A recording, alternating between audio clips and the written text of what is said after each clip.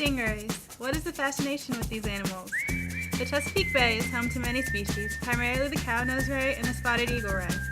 We first asked people what they thought about rays and what they knew about rays, and we discovered they didn't know much. So we ventured to the Virginia Aquarium to find out about these species from the experts. Our experts told us about their reproduction, their eating habits, and other fun facts.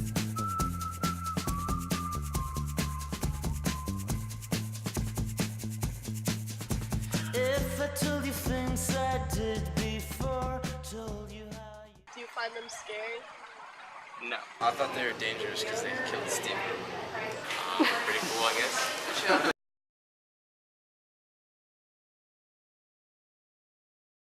I actually went swimming with them in Grand Cayman Islands, and they were really nice. They just swim up to you, they're like big babies. They're kind of harmless in our tank because we clip their stingers.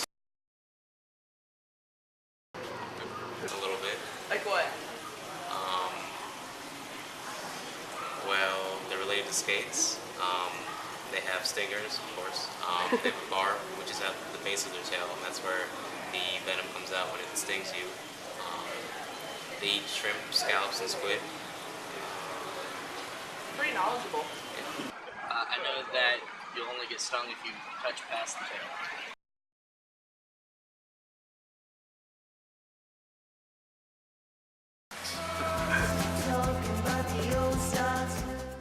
I studied horticulture in college. I have a Bachelor of Science in Biology with a concentration in horticulture. I also did 7 years of research on stingrays, specifically the cow-nosed ray, and I have 2.5 years of volunteer experience at the Virginia Aquarium. I also have a dive certification, scuba certification, and I also have lifeguard training and first aid training.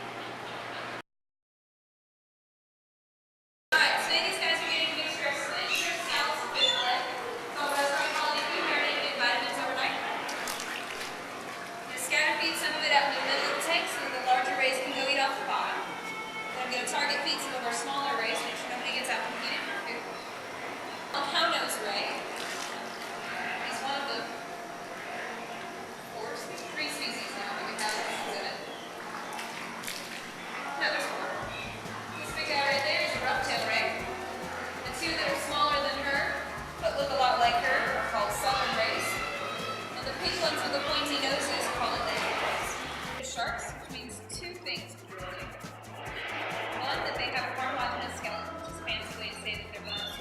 Instead of having bones, they must have cartilage in their bodies. And the other is that they have teeth that grow in rows, just like sharks' teeth do. But instead of being sharp and pointy like a shark's tooth, these guys' teeth are shaped a little bit like the head on your toothbrush. So they're kind of flat, they have 2 bony plates, one on the top and one on the bottom of the jaws. They use that to crush glands, oysters, and mussels, stuff that you find at the bottom. On stingrays, which means they do have stingers, or what we like to call barbs.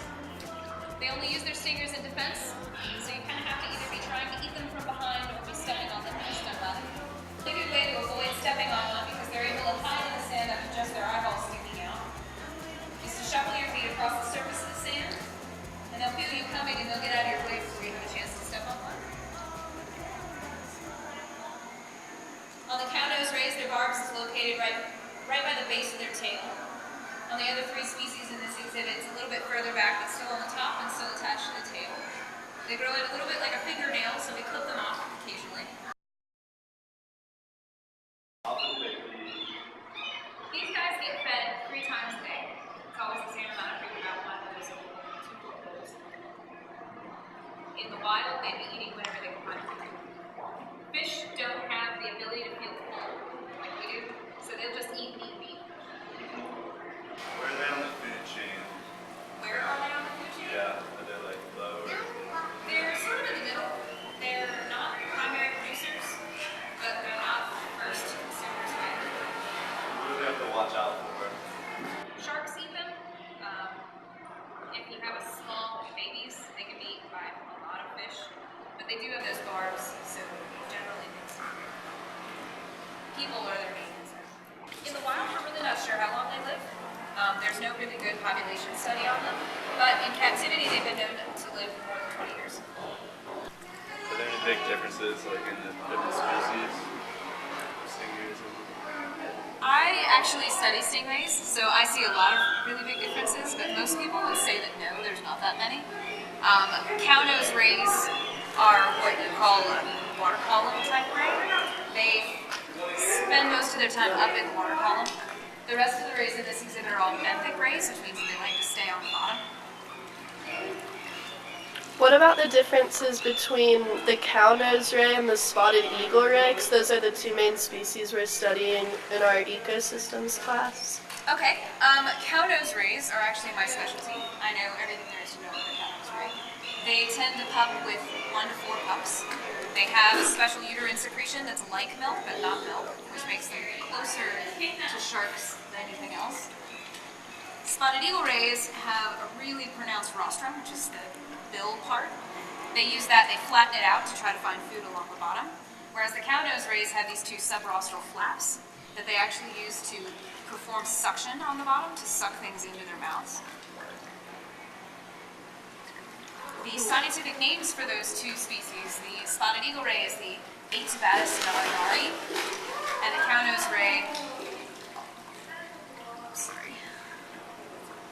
Rhinopteronasus, tend to get much, much larger, at least 3 times as large. The ones that are in there are younger than the ones that are in here. These guys, the largest one you can find is probably maybe twice the size of their smallest one. So. Are there major differences between their eating habits? Like what kind of food they eat or how often they eat? Not as much. Their migration patterns are very different. I don't know that much about the spotted eagle rays, but the cow-nose rays have a very long migration period. They tend to follow the coast. There's also a very close species that lives over in the Pacific that's called the bat ray. The bat ray has a similar type of process. You'd have to look up and see what the migration pattern is for the spotted eagle ray, but I know that they can be found in this area Okay. occasionally, not often. Is the population of cow-nose rays in the bay a lot bigger than the population of spotted eagle rays in the bay? Yes. Cow-nose rays are what we call schooling fish, which means that they school in enormous groups during mating seasons, breeding seasons. You can find them in groups up to millions. So people often attribute them to destruction of wildlife in the area because they do eat things that live on the bottom, bivalves and things like that. But in actuality, we don't have a really good study on their population, so that could be a freak occurrence that happens once or twice a year that everybody sees. And because you see so many of them, it's easy to see. So until that there's a really good population study done on them, which has yet to be performed, we can't really attribute any of that to them. They are sexually reproductive. These guys pup. Their average is 3 to 4 pups per birthing season. Their birth time, I think it's, I don't want to be quoted incorrectly, but I believe it's a 3-month having period. Between the male and the female ray. That one's easy. The females don't have claspers, which are these 2 finger-like projections that are underneath the tail. You find any of the rays are the same way, so are sharks. So this one's white. It's got 2 little finger-like projections underneath this tail. That one's a female. She's What kind of stingray was Steve Irwin killed by? Just out of I'm curiosity. not positive, but that was 1 in 8 ever recorded deaths because of stingrays. Wow. And he bled to death. So it was because he pulled the larva out. He was being stupid and fell onto the larva. So that wasn't the stingray's fault. So they're not very aggressive. They are non-aggressive. They can't bite you, so why be aggressive? It's a waste of energy. In the grand scheme of things, everything is about conserving energy and procreating.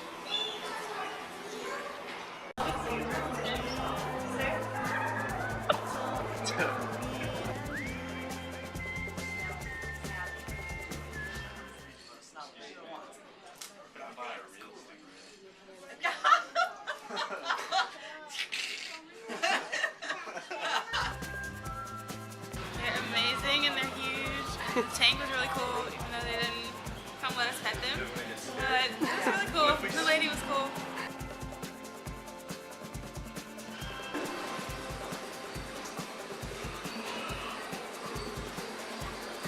Do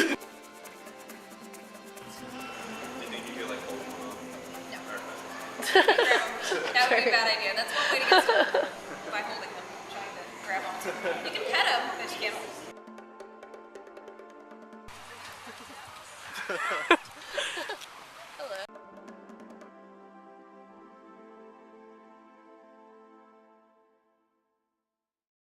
we have the Homer sapien in its natural habitat. Now be quiet, we might scare them away.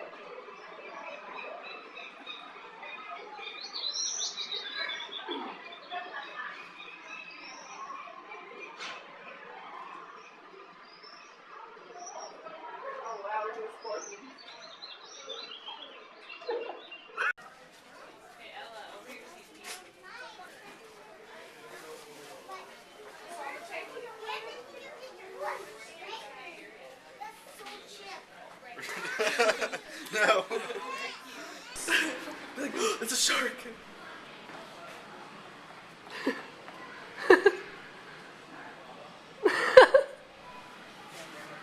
He's just scared. Terry's waving to me. What's your name?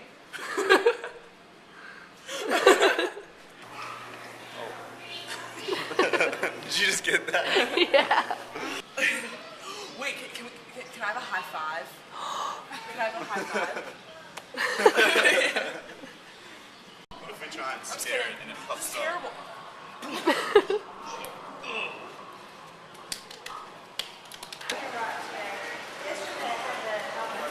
Gosh. It's a stingray. I'm zooming in.